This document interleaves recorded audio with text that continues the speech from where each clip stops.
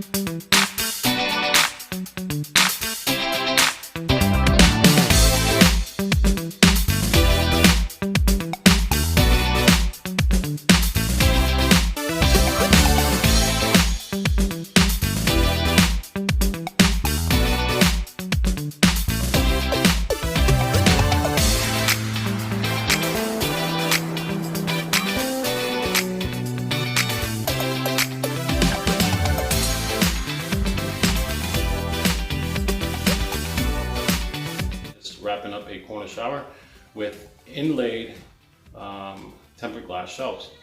So everything's in all of our bronze hardware, clamps, and this is a double locking door.